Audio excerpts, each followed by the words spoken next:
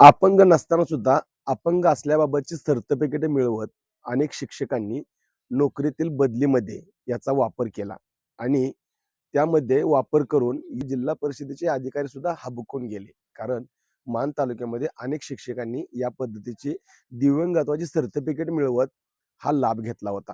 मात्र याची दुसरी बाजू पाहिली तर ज्यावेळेला ही तक्रार दाखल झाली झेडपीकडे, तेव्हा झेडपीनं या सगळ्या गोष्टींची तपासणी करण्याला सुरुवात केली आणि या सगळ्या गोष्टींची तपासणी केली.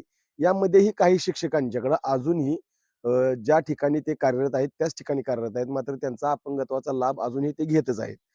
पुढं प्रकरण न्यायप्रविष्ट देखील आहे. मात्र जिल्हा परिषदेच्या मुख्य कार्यकारी अधिकारी असणाऱ्या यास्नी नागराजन यांच्याबाबत आपण यांच्याकडं काही गोष्टींची चर्चा केली.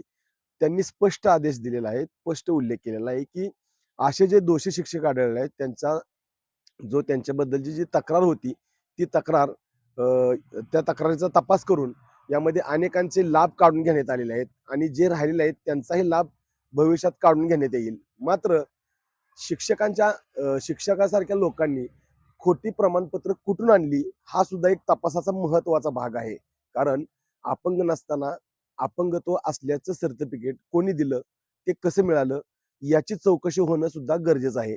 याबाबत आपण सातारा जिल्हा परिषदेच्या मुख्य कार्यकारी यास्नी नागराजन यांनी एक आढावा बैठक घेतली दहिवडी पंचायत समितीमध्ये आणि त्यावेळी पत्रकारांनी त्यांच्याशी संवाद साधला.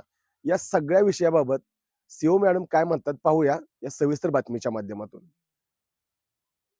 सर्वप्रथम हे पूर्ण याच्यात काय झालेलं आहे, बरेच लोकांनी चुकीच्या पद्धतीने दिव्यांगाचा लाभ घेतलेला आहे. तो अशा लोकांना, अशा कर्मचारीवर कारवाई करणारा जिल्हा परिषद सातारा प्रथम जिल्हा परिषद होता.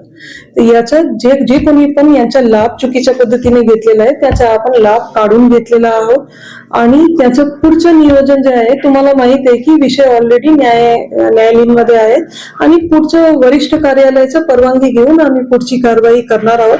पण आम्ही फक्त त्याचे लाभ काढण्यापेक्षाही पर्यंतच आम्ही मर्यादित राहिलो नाही. त्यांचा जो दिव्यांग सर्टिफिकेट होता, डिसेबिलिटी सर्टिफिकेट होता, जो UDID होता, तोच खोटा होता अशा आमच्या तपासणीमध्ये आढळून आलेलं आहे. तो सर्टिफिकेट पण कॅन्सलेशनसाठी आम्ही आरोग्य विभागासोबत पाठपुरावा करत आहोत. याच्यात बघा 3-4 विभागाचं आणि अजून न्यायालयीन पण विषय आहेत आणि 3-4 विभागाचं म्हणजे कन्व्हर्जन्स मध्ये काम करायचंय. तो आणि पहिल्यांदा आहेत, आम्ही पहिला जिल्हा आहोत. तर याच्यासाठी हे थोडा तुम्हाला असं डिले वाटत असेल, पण आमचं नियोजन पक्की आहेत आणि आम्ही परवानगीसाठी पण पूर्ण अप्लाय केलेलं आहे. आता सध्या तालुक्यातील एकूण 6 शिक्षकांचे अपात्र आहेत. त्यामध्ये जे खरोखर दिव्यांग आहेत त्यामध्ये काहीतरी 1-2 शिक्षक खरोखर दिव्यांग आहेत, मात्र त्यांची नावं अपात्र यादीत आहेत. आणि मान तालुक्यातीलच अनेक असे कित्येक शिक्षक आहेत त्यांची नावं मात्र त्या यादीत दिसत नाहीत. एकूण 77 लोकांची यादी काहीतरी आयुक्तांकडे चौकशीसाठी असल्याचं आपल्याला समजतंय. त्यामुळं जे त्या यादीत माहित आहे, जे खरंच त्यांनी अशा चुकीच्या पद्धतीने लाभ घेतलेला आहे मात्र ते यादीत नाही, त्यांच्यावर काय कारवाई करणार आहे? तुमच्या प्रश्नाचे 2 पार्ट आहेत. सर्वप्रथम जो तुम्ही म्हणतात की खरोखर दिव्यांग आहेत पण त्याच्या काय याच्यात नाही पण अपात्र आढळून आलेलं आहे. सर्वप्रथम याच्यात 2 गोष्टी आहेत. तुम्हाला जर दिव्यांगाचा जर लाभ घ्यायचा असेल तर ऍज पर डिसेबिलिटीज ऍक्ट 2016 तुमचं 40% डिसेबल व्हायला पाहिजे. असं नाही की मी 10% आहे, बघा मी दिव्यांग आहे तरी पण मला लाभ पूर्ण द्या, असंही होत नाही. बरेच लोक आहेत हे 40%चा जो आहे ते मर्यादा मी ठेवले नाही, एक तांत्रिक हे संघटनांनी ठेवलेलं आहे आणि कानून आहे, ठीक आहे, जो आम्हाला पालन करायचंय. तर कोणालाही पण जर असं वाटत असेल की काहीच हे झालेलं आहे, चुकीचं झालेलं आहे, तर ते अपील करू शकतात, ठीक आहे. तो पर्याय त्यांच्याकडे आहेत, ठीक आहे. हे झाला एक विषय.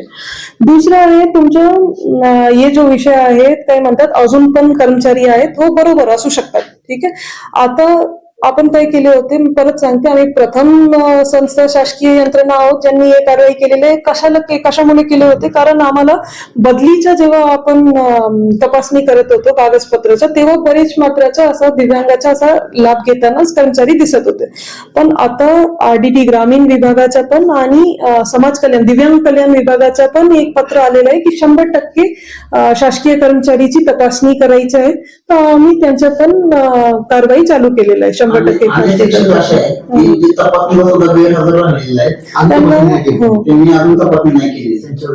याच्यात मी उत्तर देते.